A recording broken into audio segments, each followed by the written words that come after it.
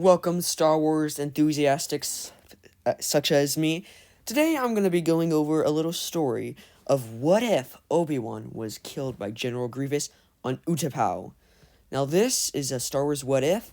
All of the inspiration I got from this mostly is thanks to ChatGTP and other people who inspired this. I'll leave their links in the description, so check out their channels. They're awesome. They make videos far better than mine, but this is really good, so you might want to stay because this is an epic video. So, it is a dark time for the galaxy. The Clone Wars, a devastating conflict between the Galactic Republic and the Separatist Alliance, has been raging for years. The Jedi, the guardians of the peace and justice in the galaxy, have been fighting alongside the clone troopers of the Republic, but their numbers are dwindling. On the planet of Utapau, a crucial battle is taking place. The Separatists have established a stronghold there, and the Republic is determined to eliminate it. Leading forces is General Obi-Wan Kenobi, and he is a skilled and experienced warrior. As Obi-Wan and his troops make their way through the planet's sinkhole cities, they are ambushed by two groups of droid soldiers. Obi-Wan and his men fight bravely, but they are ultimately outnumbered and outgunned. Just as it seems they are defeated, a new enemy approaches, General Grievous, the infamous cyborg leader of the Separatist droid army. "Hello there," Grievous says as he approaches Kenobi, lightsabers drawn. "Your lightsabers will make a fine addition to my collection." Obi-Wan, with a smile, exclaimed, "You'll move," getting into his attacking position. I'm sorry if you're really, not comfortable with my impressions of them. It's the best I can do, and there's more on the way, so just deal with it. Obi-Wan and Grievous face off in a fierce lightsaber duel. Obi-Wan is skilled, but Grievous is a formidable opponent with 4 mechanical arms, each wielding a lightsaber. The battle is intense, and both warriors are evenly matched. But ultimately, Obi-Wan's skills and experience give him the upper hand. He manages to escape and disarm Grievous, leaving him defenseless. Grievous, however, is not one to give up easily. With a fierce determination, he charges at Obi-Wan with his bare hand. Obi-Wan tries to defend himself, but Grievous is too fast and too strong. He grabs Obi-Wan and crushes his throat. As Obi-Wan lays dying, Grievous stands over him victorious. "You Jedi are all the same. You all think you're so noble, but you're a bunch of murderers. I am doing the galaxy by getting rid of you." Obi-Wan, struggling to breathe, looks up at Grievous with a mixture of anger and sadness. "You're wrong, Grievous," he gasps. We Jedi fight for peace, not power. You'll never truly win this war because you're fighting for the wrong reasons." Grievous sneers again. "Your speeches are pointless, Jedi. You are dying and your republic will fall." With those final words, Obi-Wan takes his last breath and joins the Force. Without their leader, the Republic forces on Utapau are quickly defeated. Grievous, fueled by his victory over Obi-Wan, leads the Separatists to more victory. The Republic leadership is in disarray, with no clear leader to take Obi-Wan's places. As the war drags on, Grievous becomes increasingly ruthless, using whatever means necessary to defeat the Republic. He targets key planet systems and destroying entire cities, destroying anything that gets in his path, including civilians. The Republic's morale is at an all-time low, and many begin to question whether they can win the war. Meanwhile, on Coruscant, the capital of the Republic, the Jedi Council receives the news of Obi-Wan's death. With a mixture of grief and anger, they know that they have lost one of their best generals. That will have severe consequences for the war effort. "Devastating discoveries to the Republic," Grandmaster Yoda says. "Strongest, most experienced generals, Obi-Wan was. Sorely missed he will be." "We must not let his death be in vain," Jedi Master Mace Windu says. "We must find this way to turn this tragedy into a victory. We must avenge Obi-Wan's death and crush the Separatists once and for all."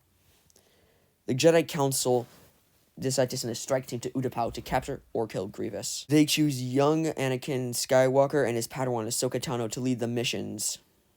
Both are young and inexperienced, but also fierce warriors with a personal vendetta against Grievous. Anakin and Ahsoka travel to Utapau to infiltrate the Separatist stronghold.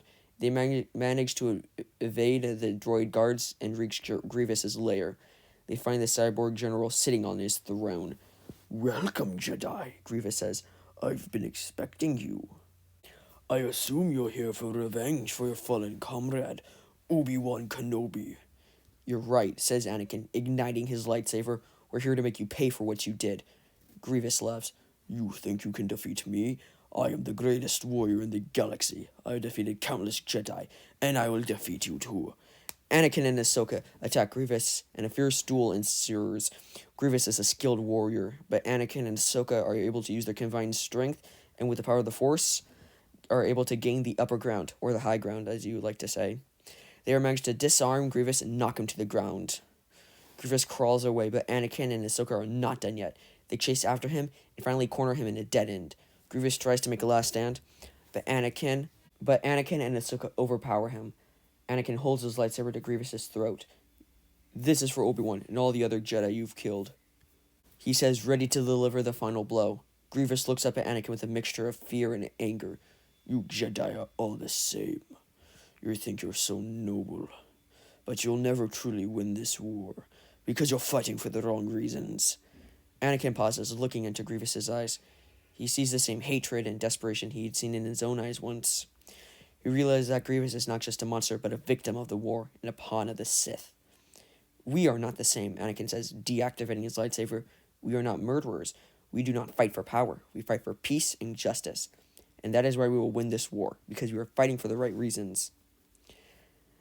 Anakin and Ahsoka take Grievous as a prisoner of war and deliver him to the Jedi Council.